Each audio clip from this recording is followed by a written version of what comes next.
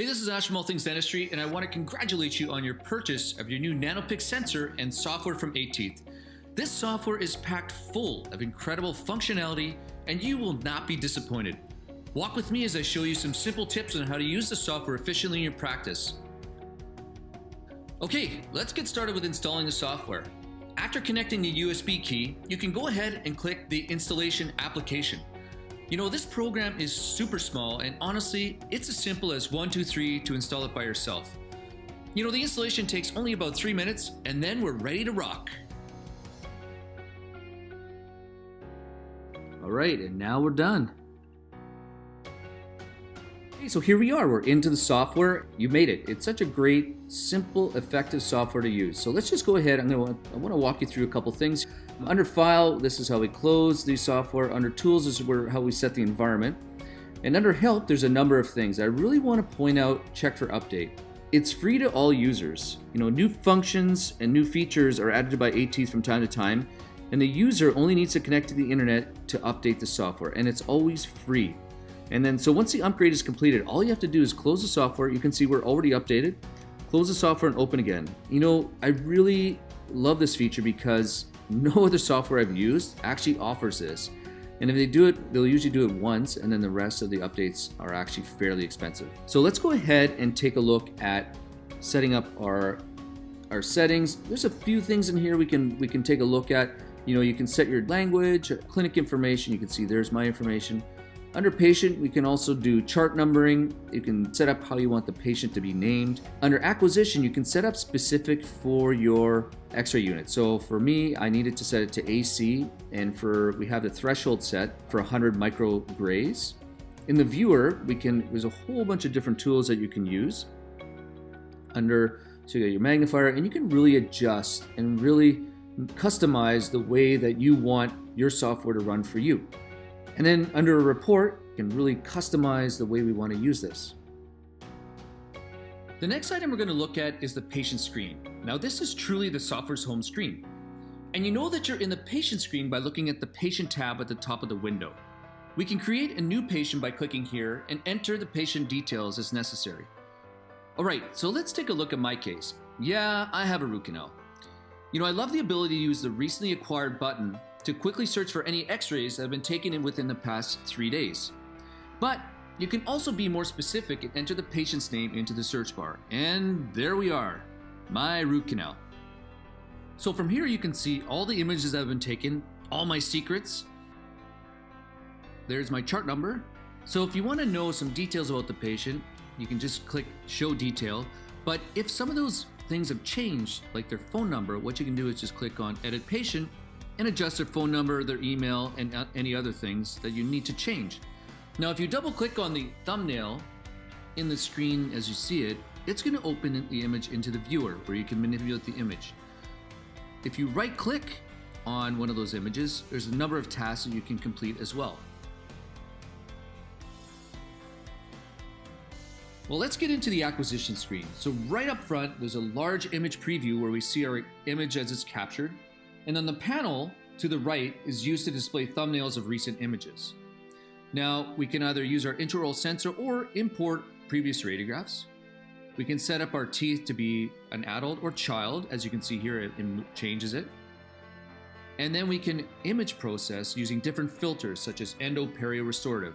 There's a bunch of other buttons. We'll talk about those when we get to the viewer section. Now, we're going to take a radiograph on me, tooth number 26. And you know, the beauty of this program is that it's always ready for an exposure. So you can see here it's waiting and ready. But if you see the blue, it means that your sensor is disconnected and you need to reconnect it. Let's connect up our sensor and take an x-ray on a patient. That'll be me. The software lets you know if you've under or overexposed the sensor by providing you a color code value in the center of the preview screen. And of course, I cone cut the palatal root, so I had to take another one. And the average value is indicating green, so that means that we have the correct setting for the sensor. And all images captured are automatically saved to the database, so you don't have to worry about losing an image.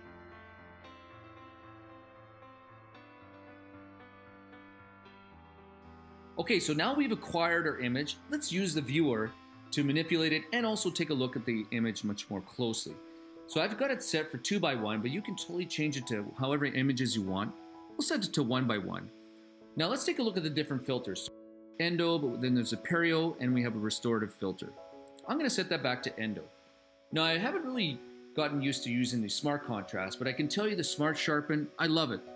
As you press it, it increases the sharpness of the image. And for you Facebook posters, you can use your inverse as well to post on Facebook. I'm just kidding.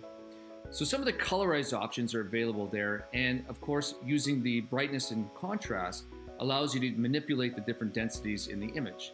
So I'm going to set that back to normal. So let's take a look above the image of some of the tools that are available. So we can rotate the image, we can flip it vertically and horizontally, we can pan the image around, and I'm going to use another image just to compare. So I double click on the window on the right, and then I double click on one of the thumbnails, and boom, up comes the image. So there's a zoom button, but honestly I just use a 2-finger zoom on my trackpad. I'm going to reset that with the little reset button.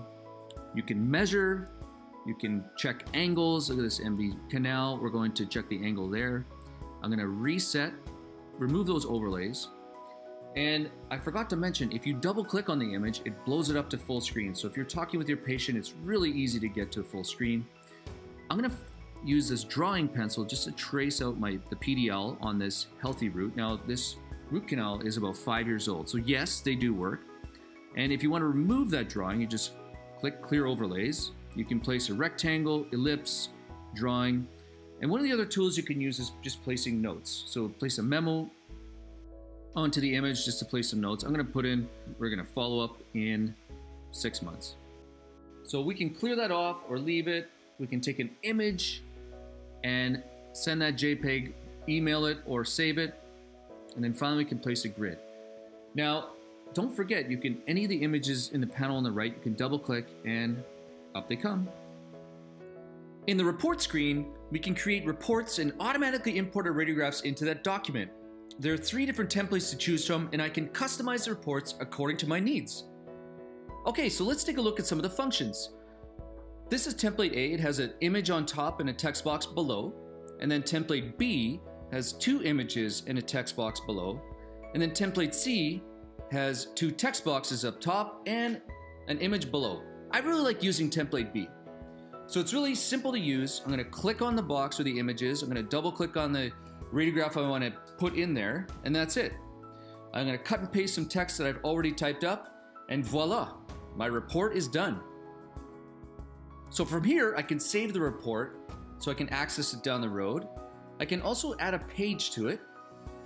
I can delete a page, and I can add an image box and a text box and customize the report to the way I need it.